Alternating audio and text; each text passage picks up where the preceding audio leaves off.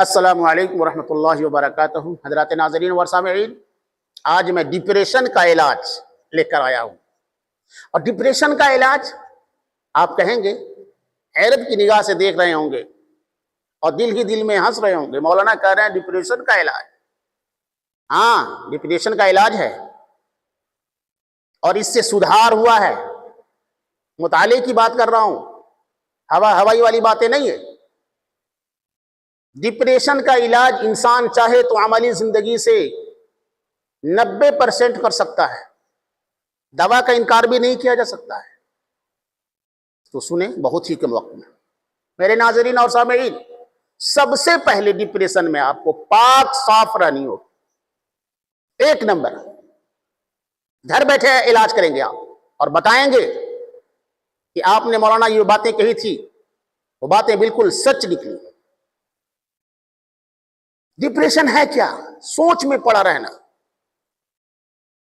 مجھے یہ ہو گیا ہے، اب کیا ہوگا، گھبراہٹ پیدا ہو جانا، بھوک نہ لگنا، کسی ایک جگہ دل نہ لگنا، لوگوں کو دیکھ کر بھاگنا، رات میں نیندیں نہ آنا، بھوک ختم ہو جانا، پورے چہرہ کا بالکل زردی طاری ہو جانا، یعنی پیلا چہرہ ہو جانا،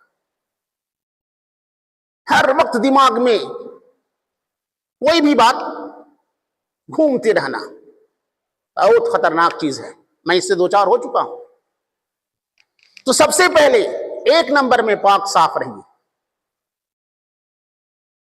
ہمیشہ باوضو رہیے۔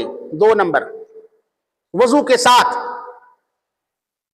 نمبر 3، نماز پابندی سے پڑھیے، نمازی کا ہونا۔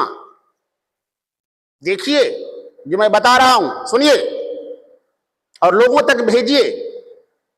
پاک صاف رہنا ایک نمبر میں، 2 نمبر میں ہمیشہ باوضو رہنا، 3 نمبر میں لوگوں کے ساتھ جماعت سے، ظاہر سی بات ہے آپ محلے یا گاؤں کی مسجد میں ہوں گے تو نمازی ہو جائیں گے، اور جماعت سے پڑھیں گے تو لوگوں کے ساتھ ہوں گے، اچھے لوگوں کے ساتھ ہوں گے۔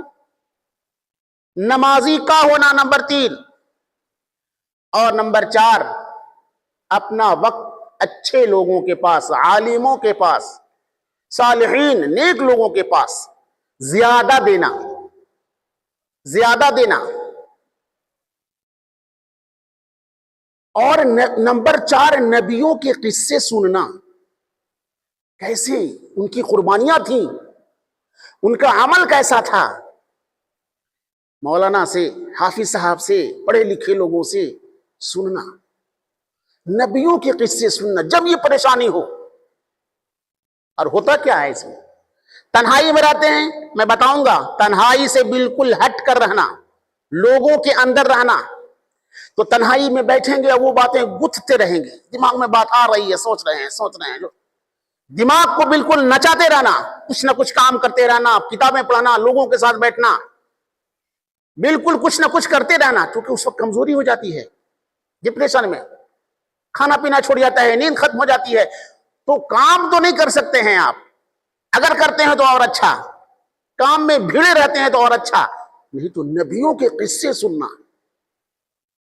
ان کی اجتہادی زندگی، ان کی عملی زندگی، ان کی قربانیاں دین کے پرتی کے خاطر، قصے سننا۔ نمبر 6، انبیاء کی مصائب، جو پریشانیاں ان کو، نبیوں کو، انہوں نے جو زندگی کے اندر جھیلی ہے اس کو سننا، اور ان کا جو صبر تھا اس پر، وہ زندگی اپنے اندر لانا، صبر کی زندگی لانا، اور صبر کی تلقین کرنا، اور صبر کو پر قائم رہنا۔ جیسے انبیاء علیہ السلام فقر و فاقہ، غریبی کی زندگی کو گزارتے ہوئے بھی انہوں نے صبر کیا، کسی کے پاس نہ ہاتھ پھیلائے اور نہ گلہ اور شکوہ کیا، اور اس پر صبر والا عمل کیا۔ ان کے قصے کو سننا اور اس پر صبر سے کام لیتے رہنا، یہ چیزیں ڈپریشن والوں کے لیے ضروری ہے، کام تو کر نہیں سکتے۔ نمبر 7 میں کیا کریں گے؟ حضور کی مشقت والی زندگی پر صبر کرنے، اور اس پر ان کے جو تعلیم تھی، آپ صلی اللہ علیہ وسلم نے مصائب جھیلتے ہوئے اس پر صبر کیا اور اس صبر پر تعلیم جو دی، ان کے واقعات کو سننا، صحابہ کی زندگی کے بیانات کو سننا. آپ بیٹھ جائیے کسی عالم کو یا کسی اردو پڑھنے والے کو، گھبراہٹ ہو رہی ہے، دوا تو چلی رہی ہے، گھبراہٹ ہو رہی ہے، آپ سنتے رہیے. دوسرے کی مصائب کو دیکھ کر کے، سن کر کے اپنی مصیبت کم ہو جاتی ہے. نمبر 8، دینی مذہبی جو کتاب واقعات ہیں، کتابیں ہیں، پڑھوا کر سننا یا خود پڑھنا. مذہبی کتاب کو لے لیجیے اور پڑھتے رہیے. دماغ بالکل تفکر سے الگ ہو، فکر مند نہ ہو، یعنی گتھتے رہنا، بس وہی دماغ میں یہی ڈپریشن پیدا کرتا ہے. آپ کا کام کتاب کا مطالعہ ہونا چاہیے، سنت کی زندگی والا مطالعہ اور عمل ہونی چاہیے. 9 نمبر، جہنم کا خوف اور جنت کا شوق والے بیان سننا یا پڑھتے رہنا. سنیے گا، پڑھیے گا تو آپ کا ذہن منتشر رہے گا، ذہنی طور پر انتشار رہیں گے، یہ بھی آپ کو فائدہ دے گا. نمبر 10، اس طرح کے بیانات سے آپ کو قلبی سکون ملیں گے اور آپ کہیے گا. نمبر 11، تنہا نہ رہنا، کسی اچھے لوگوں کے صحبت میں رہنا، تنہا نہ رہنا. واقعات سن رہے ہیں، باتیں سن رہے ہیں، یہ بھی ڈپریشن کا علاج ہے. اور نمبر 12، اچھے لوگوں کے پاس بیٹھ کر ان کی باتوں کو سننا. نمبر 13، اپنا دھیان ڈپریشن سے بھٹکانے کا یہ بہت مجرب عمل ہے جو میں بتا رہا ہوں، نمبر وار اور سلسلے وار.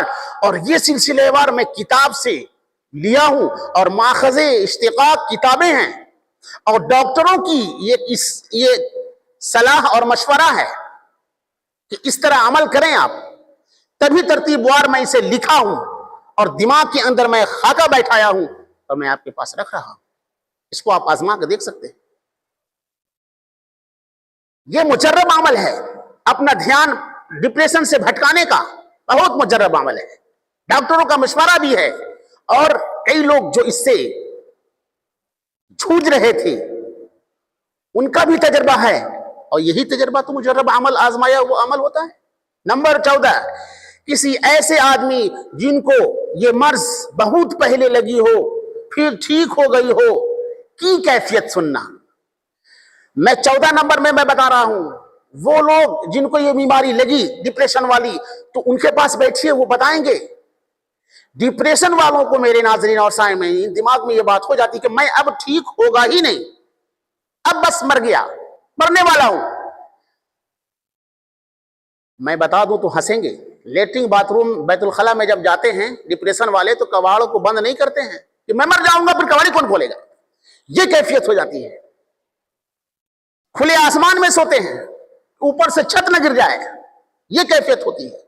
تو آپ ان لوگوں کے پاس بیٹھے جو اس طریقے عمل سے دوچار ہوئے، وہ بتائیں گے میرے بھائی اب تم ٹھیک ہو جاؤ گے، دوا چل رہی ہے، ہم کو بھی ایسا ہوا تھا، ایسا ہوا، اتنا دن میں آپ ٹھیک ہو جاؤ گے. یہ آپ باتیں سنیے گا تو تسلی اور تشفی بخش باتیں آپ کے دماغ میں گھسیں گی، ڈپریشن بھاگے گا. یہ گھبراہٹ کو دور کر دے گی یہ باتیں جو وہ آدمی بتائیں گے، دو چار ہو رہے تھے جو. نمبر 15، میں بار بار یہ باتیں کہہ رہا ہوں کہ تنہائی میں بالکل نہ رہنا، تنہائی میں بالکل نہ رہنا، کسی اچھے ڈاکٹر کی صلاح اور دوائی لیتے رہنا. دوا کا انکار کبھی کیا نہیں جا سکتا میرے محترم ناظرین اور سامعین، دوا کا انکار نہیں کیا جا سکتا ہے، اس لیے کہ دوا یہ بھی، اس کا استعمال اور اس کا لینا بھی سنت ہے، اس کا انکار نہیں کر سکتے. تو دوا بھی لینا، وقتی طور پر ڈاکٹروں سے صلاح اور مشورہ بھی لیتے رہنا، اور اپنی عملی زندگی کو سدھارنا، اپنی عملی زندگی کو سدھارنا 17 نمبر میں ضروری ہے. یہ سب چیزیں عملی زندگی کے بگڑ جانے کی وجہ سے ہے.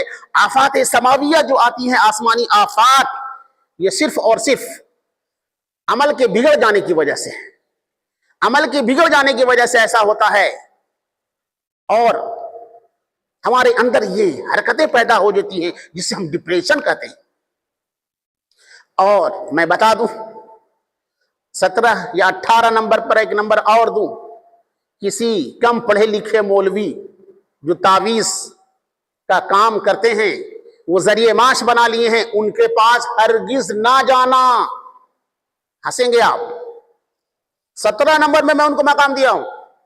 ایسے مولوی جو ایمان اور عقیدے کی سودے بازی کرتے ہیں اور صرف دوسرے کی جیب کاٹنے کا کام کرتے ہیں، سنت سے کوئی لینا دینا نہیں، حضور کی عملی زندگی اور صحابہ کی عملی زندگی کی تربیت کی کوئی رائے مشورہ نہیں، صرف وہ ڈھڈر اور فہرست تیار کرتے ہیں اور پیسے جڑتے ہیں، اور کبھی کبھی ایسے مقام پر ایسی حرکتیں کرتے ہیں جس سے ایمان چلا جاتا ہے، جس کی عملی زندگی بالکل کفرانہ و عقیدوں کو ختم کر دینے والی زندگی ہوتی ہے، کفرانہ عمل اور کفرانہ کلام۔